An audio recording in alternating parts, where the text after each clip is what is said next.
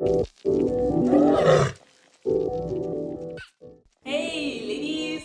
Okay, I'm gonna talk about why people want to move because I've had at least, I want to say three, four, maybe even five people contacting me about their desire to move somewhere, and pretty much everyone has said some version of the same thing. They want to get away from the racism, they want to get away from the inequality in the system, they want to get away from police brutality, they want to get in a place that also affords them the same kind of liberties that the United States affords them. And so I think this is a really interesting conversation. And, these are my opinions. I respectfully give them and share them. And I'm so interested to see what you guys think because I don't think that any one person is right. We all have our experiences and our perspective. And I think that together we can come towards a solution that can help us move forward through healthy discussion and debate. And so I'm so interested to see what you guys have to say after this. But here's my take on that, having lived outside of the country. My take on escaping racism and inequality, all that kind of stuff. As a black person walking around anywhere in this world, people know you're black. Unlike a Latina who might go and be passed off as like, some other version of white person or, these different cultures that go around the world and nobody knows what they are. Like you are black no matter where you go and people see it. And there is a level of racism in the world just because of the propaganda that has been spread out there. And I have, since living outside the country, I have really begin to realize the negative effect that all of these feed the children commercials have on the black community in the world. Because in the media, we're always pitted as a charity case. There's always stories about slavery. There's always stories about the criminal justice system in the news and the media internationally. And so when someone thinks of a black person internationally, typically they think of that or they think of celebrities, like the Beyoncés, the Michael Jacksons, or whatever. And so I think that if you're hoping to escape racism and inequality and prejudice, I think it's just not going to happen. I think that the real question is, what do I want to do with my life and how do I want to move forward positively? And I think that there are many, many ways we can do that without focusing on what we don't like about the US, because those things are really out there in most of the countries that I've been to in the US, or in the world rather. And so I want to say my approach to living outside of the country and getting my way in the world is really that I try to focus on being the best me I can be and really sharing that with everybody in the world, knowing what I want, knowing who I am, going into situations confidently and not allowing other people's biases, racism or whatever influence the way I conduct myself in the world. And so, for example, when I came out here, I don't know if you guys know, but my website for my bakery is www.thecakelady.ch. I came out here 2011, just 3 months after my son was born, established a bakery. Was baking at home for 2 years, got my atelier, my shop, my bakery in the heart of Zurich, and have been in plenty of magazines, on TV, whatever. And I was very nervous when I first got started, thinking like, ooh, this is a country full of white people. I don't know how they're going to take me, black Donsoise out there in white Switzerland. And I almost let that stop me. And I kind of thought, like, I don't want the criticism. I don't want the racism. I don't know what's going to happen. But then I just said, you know what? My ancestors have fought too hard for me to back down from something I don't even know about in the future. So I said, I'm going to just go out here. I'm going to put my best foot forward. I'm going to do my work. I'm going to present myself well. And we're just going to see what happens. Fast forward, I have this bakery, 10 employees, media success, all this kind of stuff. And there are tons of women here in Switzerland writing me saying, oh my gosh, it's so amazing to see you out here doing it, putting yourself out there and being out there in the media for us. You inspire me, you encourage me to keep going and do more. And so I'm really grateful that in that situation, I did exactly what I'm saying we should continue to do. not thinking about the outside world and all of the things, the negativity that can come our way, but rather say, I am here, I am worthy, I am good, just as good, better than the rest, and I will be seen.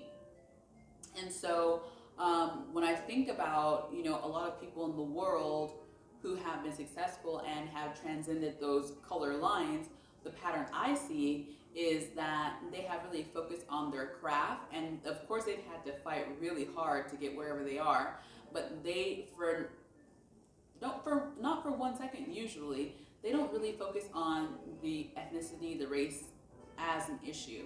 So for example, Michael Jackson, he started with his singing career with his brothers or whatever, and he was Black Michael Jackson that we know. And without getting into the skin bleaching, I think the fact that he perfected his craft was a big reason why he was successful. If we look at Kevin Hart, nobody says Black Kevin Hart. He's just really good at what he's done. He's been really strategic. He's been really great at what he does, and now he's built a production company that's giving his people a chance. If you look at Beyonce, she's not Black Beyonce. She's just this incredible talent who is like the embodiment of perfection and does everything that she can to make her art better and present the best possible product that one could possibly produce. If we look at Michael Jordan, he phenomenal at his sport, trailblazer, whatever. If we look at a lot of figures out there, Oprah, for example, Oprah, she's out there speaking love, peace, harmony to the world. And these are all topics that people can relate to no matter what the ethnicity, whatever the color. And I think that what I see is that the people who really focus on the product, the thing, and perfecting their craft and not making race an issue are a lot of times the ones who transcend those color lines and have great opportunities. And I experience that with my business here in Switzerland. And so I think that when it comes to moving to a different country, I understand when you say, I want a better education system. My son is 8 years old. I see the way that he's doing math and he's reading and learning. And I want to say that, yes, you are absolutely right. I was looking at the homework and I'm like, oh my gosh, I wish I would have learned math this way. It would have been so easy. And so I'm going through his homework with him, learning another way right now of doing things. And the education system is much better here. So I completely understand that. That's cool.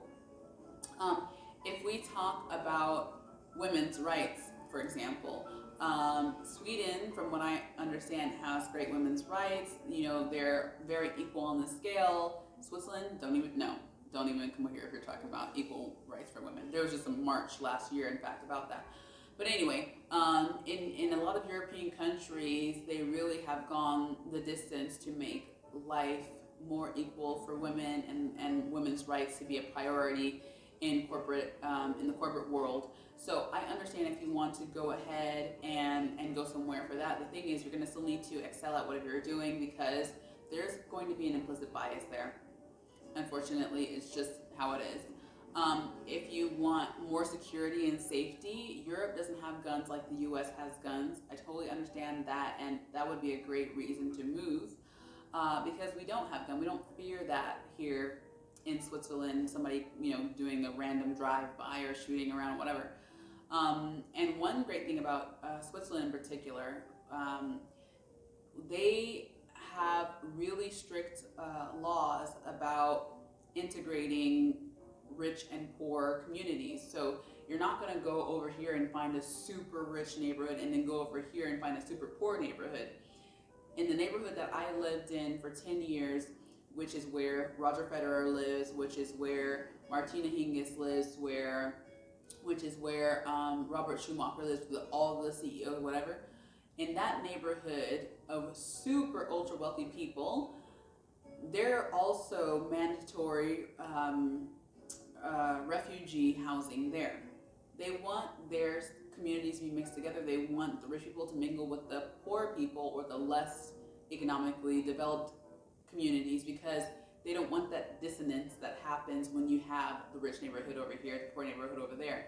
That is definitely a reason why I would say you could move, because it's great that people have access to the same education.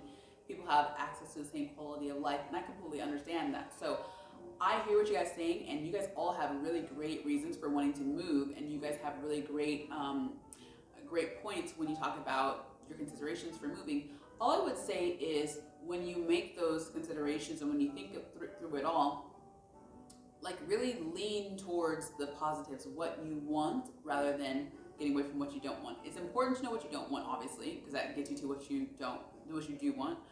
But I would say if you can go inside yourself, understand the criteria for which you're going to make your decision, and then really focus on narrowing your options down to look at what you want for your life and for your future, that would be amazing.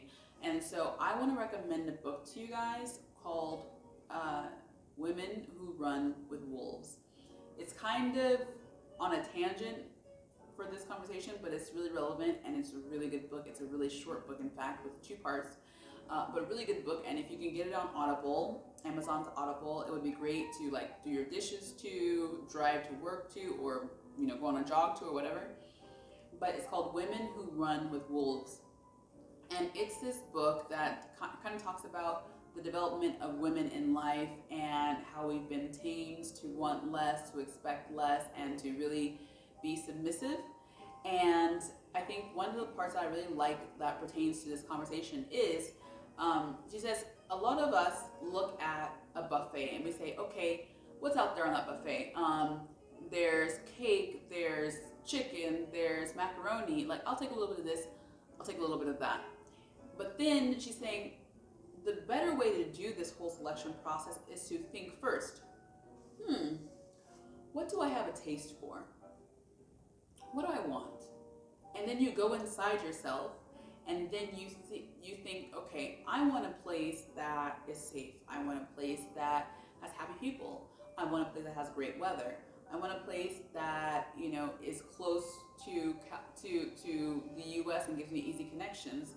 And you write down your list of criteria that you need to fulfill for that change.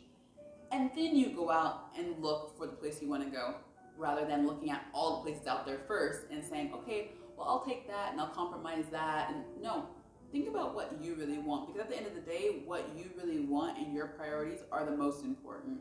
And when you understand that, then you'll be able to better make a decision, and you'll be able to better approach the adventure, let's say. So I'm interested to see what you guys have to say about that whole conversation. I want to know from the people who have already lived outside the country and made a decision, what was your decision process, and are you happy that you decided the way you did, or would you have changed it in some way? I would love to have a conversation about this, because I love to really energize and embolden, especially Black women, to take a chance, to step out on faith, and to go out there and seize life like you only have the one that you have, right? And by the way, I'm building a podcast and website called Roar, the sound of my own voice, and my #1 goal is to have conversations like this.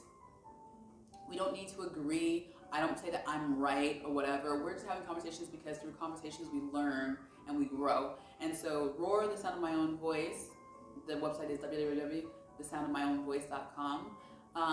But the sound of my own voice is about giving people the ideas and the thoughts that help them grow so they can understand their own truth, so they can live their truth by their own rules, right? And so at the beginning of each episode I say, we share thoughts and ideas that help you discover your own voice so that you can live your truth by your own rules.